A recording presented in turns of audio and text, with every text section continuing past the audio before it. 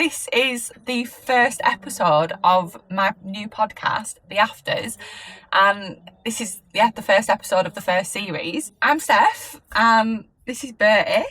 I know people probably listening can't see, but this is Bertie, and this is my camper van, Ruby, and we go on adventures together, don't we? So, sorry, I'm just going to give him some loving. So, yeah, the afters. It honestly feels a little bit weird doing this because, like the afters, I think anything can bloody happen. You don't really know what you're doing there, do you? And I think that this podcast feels a little bit like this. Random stuff can happen. Anybody can turn up. You'll have some mad conversations, some good conversations. Oh my God, this is the cutest thing ever. He's pouring me. But it is a bit of a play on the words as well, obviously. The afters meaning, life after we question our relationship with drink and what happens afterwards. So this podcast is really about that and, my sober curious journey, but not just about sober and sobriety and sober curious and choosing to drink more mindfully. It's going to be about loads of other stuff as well. So like my van adventures, journaling, like I'm a big fan of journaling, anxiety, talking about anxiety, getting people on the podcast as well, because I don't want it to just be all about me. Talking to people about their experiences of their alcohol-free journey and what they do after they've, put down drink or drink less, like type of things that people do. So it's going to be a bit of a mix. And I'm actually really excited about it. Slightly nervous, and I'll probably look back at this as well and think, oh my God, that's so embarrassing, like I did with when I first started blogging on social media. But this is how we learn and how we grow. So I feel like most people probably already know me, to be honest. But if you are listening and you don't know me, I am Steph. I basically blogged my journey with giving up booze on social media. And I think it was back in 2021. It was 2021. I decided that I'd take a break from drinking. I didn't actually really plan on like taking a break like this, to be honest. I was drinking. I probably would class myself as a typical drinker. Like I didn't drink in the week. I drank at the weekends, and I drank to relax or I drank to party. And I'd basically work all week, and then come the weekend I would be like, right, I want to start drinking now. And Friday night I'd come round and I'd probably neck 2 or 3 bottles of Prosecco, which sounds like a lot now, but at the time I don't feel like it was. I feel like you can easily go through that. You finish work on a Friday, you start drinking when you're cooking, you're only getting 3 glasses of Prosecco out of a bottle. So I would smash the Prosecco on a Friday, smash it on a Saturday, have a few on a Sunday, and then I'd wake up Monday and I'd feel like shit. If I was to have gone out, it would be even worse. It would be like necking them back as quickly as I could, drinking before I went out, drinking really fast when I went out, making a proper show of myself, being dead loud, not being the type of person that I am when I'm not sober. When I'm not sober, no, that don't make sense, does it? When I am sober. And like just staying out all night as well, partying. I mean, not so much as I've got older, but definitely when I was younger. But if I did go out, it always ended up in like a bit of a chaos.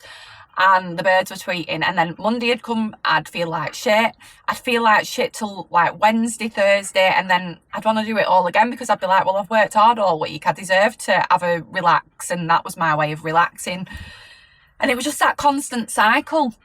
And what I found was, and this never used to bother me before, I used to be able to go out and smash it and drink and get up and carry on and get back on it.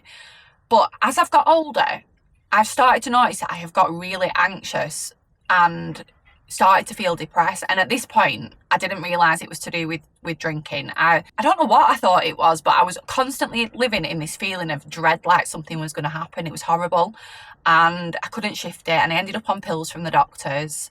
And they kind of just numbed everything. I had no confidence. I was getting myself that anxious that I couldn't even speak at work and do my job. And I've got a job where I have to speak in front of people. I'm a business analyst.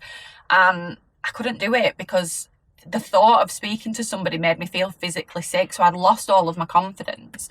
And anyway, this girl on Facebook had put on Facebook that she'd been in recovery and she had not drank for 6 months, and she was blogging her life, and I was like, oh my God, she looks like she's having an amazing time. And it made me question my drinking, because I'd been out with her, and I was like, well, I've drank with her, like, why is she quitting drinking? She just drinks like a normal person, like me. And it was kind of the first time that I'd sort of ever questioned my drinking at that point. So I said to myself, oh, I might just give it a go for a month and knock it on the head for a month and just see, not forever, because I didn't want to not drink ever again. And that's what I did. I set myself a bit of a challenge and said, right, I'll just not drink for this month. I basically told everybody that I was on a challenge, because you get loads of questions when you stop drinking, don't you, around why you're not drinking. And I wasn't prepared to answer them. I didn't know how to answer them. It made me feel uncomfortable, because I got uncomfortable when somebody didn't drink around me as well, to be honest. Like, I kind of felt like it was a dig at me. Like, why do you not want to have fun with me? Why are you not getting on my wavelength? And I had that preconception that other people thought that, which I actually think not everybody does now. So I decided to take a month. In the week was fine, carried on, cracking on as normal. Come the weekend, Friday, I would be like, well, what am I meant to do now? What the hell? This is boring. How am I meant to relax after work? And I'd have to remind myself, well, this is exactly why you wanted to take a break from drinking. I think I was quite lucky as well. I fell on a lot of the stuff that you told that helps to change your habits, and I ended up doing it by accident. So I basically changed my routine. On a Friday night, I'd plan like a pamper night, I'd do my nails, I'd have my face mask. I'd always have an early morning routine so that I had something to get up and do, like going for a run or going to the gym or going for a walk. I journaled, I wrote down how I was feeling, I wrote down a list of things to do in the day. I'd climb in bed at night and I'd tick them off. And that creates a reward cycle, and it creates a feedback loop to say that you're doing something good and you want to reward yourself. Like, I didn't know any of that, I just did it. And I carried on doing that, and I got to the end of the month, and I'm not saying it was easy, it was so difficult to do. But I got to the end of the month and I was basically looking differently. My body shape had started to change. My spots had cleared up. I was sleeping like I was transporting to another universe. Not at first. At first I found it difficult to sleep, but towards the end I was in these deep sleeps that was like next level, transcending to another universe. My confidence was growing, because I was thinking, well, I'm smashing this, I could smash other things in life. My skin cleared up, and basically my anxiety had started to go, and I was like, oh my God, this actually feels really good, and I'm having more energy. Everything about it was better. So I decided I was going to do it for a bit longer, and I carried that month on for a couple of months. And then that was September 2021, and then December, it was my birthday and it was Christmas, and I was like, I don't want to be sober during that, because who wants to be sober for the birthday? So I started drinking again. And then because it was Christmas, it was like, oh, it's 9 o'clock in the morning, it's anything goes, we'll crack it open. And I basically just started drinking like I did before. And then January, I ended up with really bad anxiety again, and my anxiety started to come back. So I said to myself, oh, maybe I should knock it on the head again for a bit. So I did that. But for me, I can't just stop something like that. I need to have something to work towards. So what I said to myself was, I was putting all of these habits in place each day, which is good, because you need these daily things to help change your habit. But I like to have a long-term goal to focus on as well. So I said to myself, right, I'll put all of the money away that I would have spent on drink, and I'll save up and buy a vintage camper van, and it'll give me something to work towards. And then at the weekend, when I'm saying, oh, I might have a drink, I'll be like, well, no, because I'll not get my van if I do that. So I did that, put all my money away, and more, obviously. Cost more than I drank a lot, but I didn't drink that much. And I did, and that's what I did. I bought my van. This is Ruby. She's named after my nana. My nana passed away, and Bertie's my nana's dog. He still lives with my granddad. I just steal him. And we basically go on adventures together, and I've swapped drinking like that at the weekend for adventures with him. Like, look at him, he's so gorgeous. But having them goals helps me stay focused, and I've done other things like set myself a goal to run 10k, which I did. I couldn't run before that. I did couch to 5k and ended up running 10k. And then my latest one is that I'm running half a marathon now. I think I must have been smoking crack when I decided to do that, because what the hell. But we're here now, and in 2 weeks I will be running that half a marathon, God help me, because I couldn't even run 5k last week. So that's kind of my journey with my alcohol-free journey. It was a break that kind of escalated 3 years later. And it's been brilliant. And during that time as well, I had Flamingo AF. Flamingo AF was an alcohol-free events company, which was absolutely incredible. It was incredible. The name's really funny, actually. So it started from, I was coming back from a camping trip with my friend's cat and we had this big pink inflatable flamingo in the van, and just randomly decided that we was going to sail it up the Leeds and Liverpool Canal one day, and we did, and all of the people in the pub and all of the locals were coming out and cheering us, and we ended up in the paper, and they did this really good write-up about us, and they'd like labelled it about sober fun. So since that, we started using the flamingo as a sign of sober fun. And then I kind of realised that there was nothing to do in our area that didn't involve drinking, so I decided I was going to create something myself. So because we was using the flamingo as a sign of sober fun, I thought, well, that's quite cool actually, Flamingo AF. I left it kind of open to people. Does it mean as fuck? Does it mean alcohol free? But I thought it was quite cool, so I created the brand Flamingo AF, and my friend actually helped me create the logo, and I don't think I've ever given her proper credit for this. So Amy, thank you for doing that. You did a fantastic job, and it's amazing, and I loved it, and it really means something. Obviously, the flamingo being the canal, and then if you look at the logo, it says established 2021, which is my sober curious date from when I started. So yeah, thank you for that, and I'm sorry if I've never given you credit for it. But what I decided to do was create this brand, and I was going to host an event. So I created my first Flamingo AF event, and it was this retreat. It was like a yoga event and a walk and afternoon tea. I had cupcakes made with the logos on. I did takeaway bags with gifts in and things like that, all flamingo themed, and it sold out. And it was such a good event. The feedback was incredible. And that was the first Flamingo AF event, actually.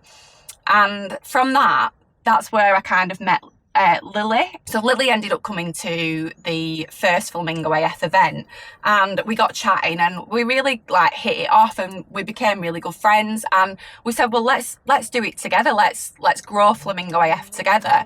And I invited her in with me, and from that point, we was like 50-50 co-founding Flamingo AF and drove it in the direction that it went. And it went really well, and we did some really good events, some really good parties. There was nothing like it in our area, and it was great. And that's kind of where the afters then come in, because, you know, I'm still learning on this process. I'm still learning. I was on a journey. We're all on a journey, and Flamingo AF wasn't going in the direction that I wanted it to go in as well. It kind of lost its identity in a way. So when we started Flamingo AF, it was supposed to be events only, and then it kind of grew into something that it was never set out to do. And as well, obviously having Flamingo AF, having my own social media account, there was a lot of pressure. Like, I decided that I was taking a break from drinking, and it was only meant to be a break, and 3 years later I'm still on a journey. I really sympathise with people who are in addiction and recovery. I really do, and I really want these people to get the help that they need from the professional people that they need. But I really don't think people should be relying on people on social media and TikTok for their recovery and their only support system, and pinning their recovery and support on somebody on social media, especially me, who is sober curious, who is on a break, who's always said I might go back to drinking. I feel like it's quite dangerous, because you've got people who are messaging me all the time because they want, you know, obviously they're looking for somebody to help and support them, but I can't relate to people because I don't ever class myself as being in addiction or recovery. And I always signposted people to get the help and the professional help, but it was getting to the point where there was a lot of people relying on me in my inbox and asking me for questions, and, you know, sharing a lot of stuff that I'm mentally not equipped to deal with either. Like, it was a lot of pressure on me, and when I wasn't coming back to people really quickly, you know, some people were getting really like nasty, saying that I didn't care and things like that. Like, I did cared a lot. I always replied to messages, but it was too much, and it was causing my own mental health issues.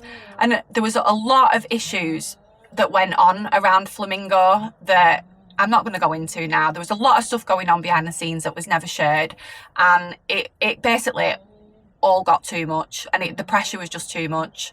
And so basically Flamingo ended. It ended. And that's kind of where the afters has now started. I get there's a lot of people out there who can't decide when they drink or how much they drink. There's a lot of people who are not in addiction who, you know, just want to change their life, the lifestyle, or change the relationship with drink before it's reached the point of addiction. And I think prevention is better than cure. And I think there's a lot of places out there already for people who are in active addiction and recovery. You know, you've got AA, you've got lots of support groups and recovery groups out there that focus on that. But a lot of people don't feel like they're at that point. I didn't feel like I was at that point. I didn't feel qualified to be speaking to people at that point either.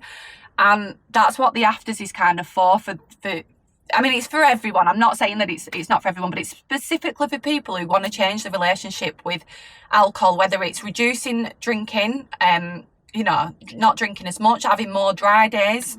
People who just kind of want to change the habits with drinking before it becomes a real issue for them. And that's what this is.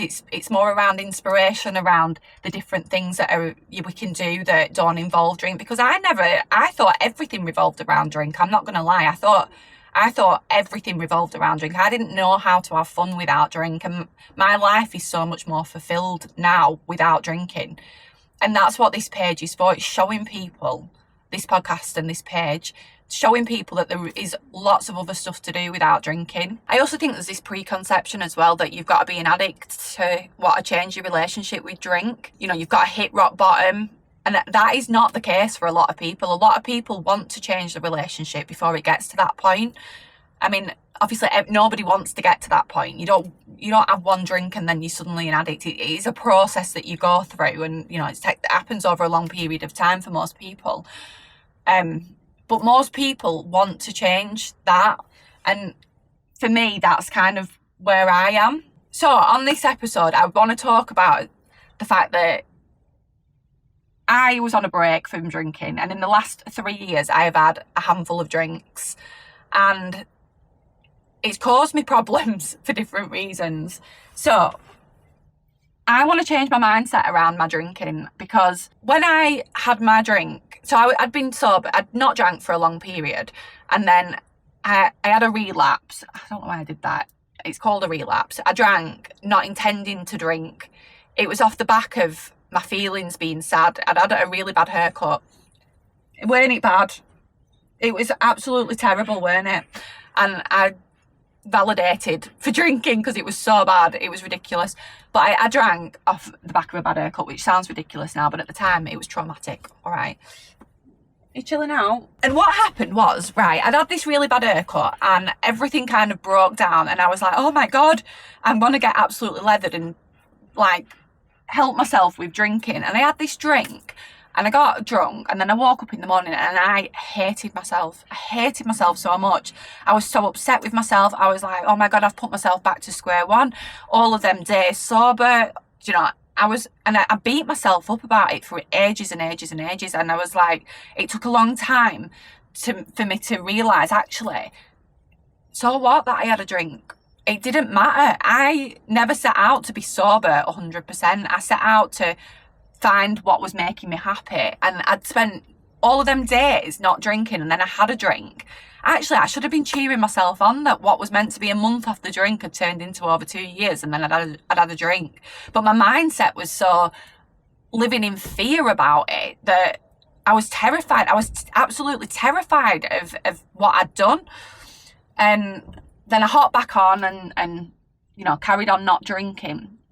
But it got to a point where I had all of this stuff going on around me, around my inbox being inundated, and I was missing it as well. Like, I've always said that there was bits of drinking that I miss. Although after I'd had a drink that time, it was a horrible feeling. There was bits of drinking, those first few drinks, that relaxed feeling is what I like. There was always them bits that I missed, but I always used to take it too far. I drank too fast. I didn't know my limits, and I just wouldn't stop, and I wouldn't want to go home.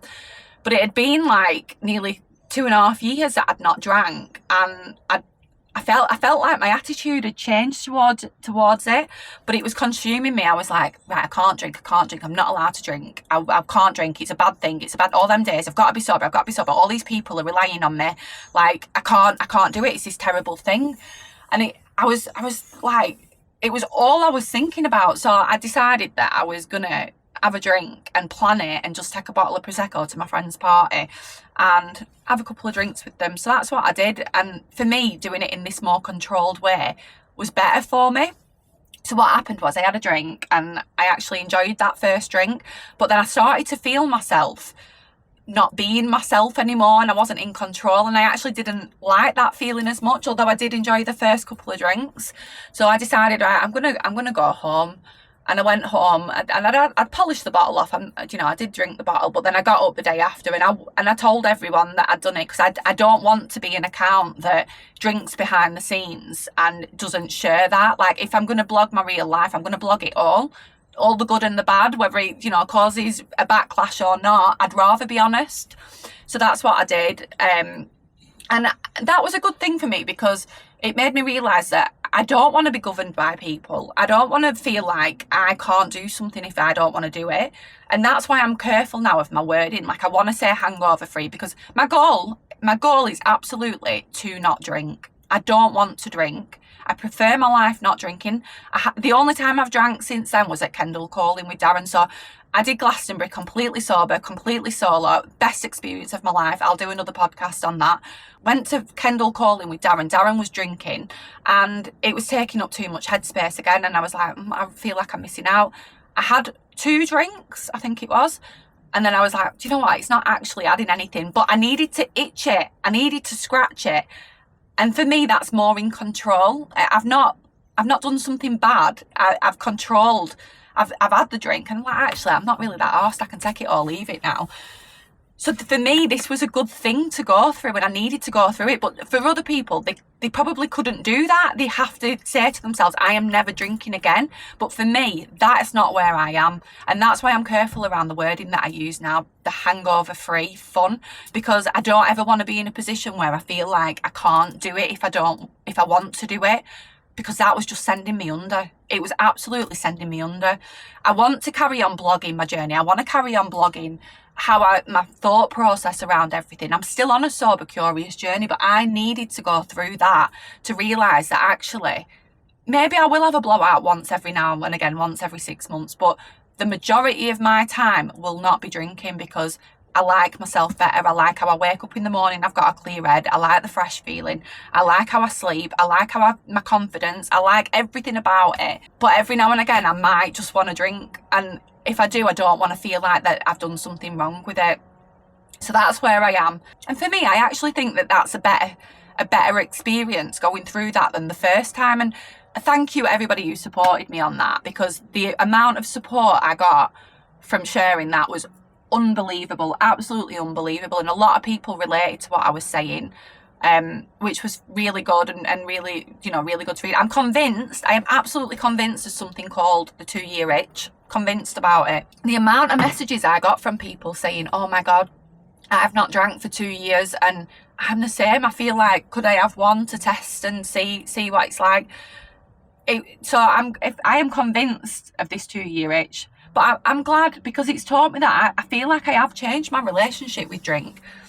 And some people might not like that. And maybe some people did resent that. But for me, I feel like I have changed my relationship, and I feel like I can take it or leave it now. Although I do still find it difficult. I do still go on a process. There's times where I have to say to myself, do I really want a drink? I've just been out at the weekend and I had to go through a process because I want to get so much more out of my weekend. And sometimes it is difficult when you've got people around you drinking. I think a lot of it is it's not actually missing the drink for me. It's feeling like not on the level with people. Like some of Darren's friends and things like that. I remember saying to Darren, oh, I bet such and such thinks I'm a right boring cow because she's never met me when I used to be the wild person. And he was like, what are you going on about? No one thinks that. So it's more my perception of how other people perceive me not drinking than actually missing the drink. But I wouldn't have got to this point and been as happy as I am now if I hadn't have had that drink. I had to go through that process. My plan is not to drink. I don't know if I will have another drink again, but I don't want to feel like I can't make that decision when the time comes. So yeah, this was like where I am now, the background of how it started. So if you enjoyed it, make sure you've signed up to my blog. So you can do that at the website. I'll drop the website here. It's a monthly newsletter that goes out for free. It's going to just share things that I've been getting up to, sharing like ideas. There'll be discounts. I'm working with brands. I've got free gifts. And then obviously you've got the podcast, you've got YouTube. So yeah. He's done for call, but lie there.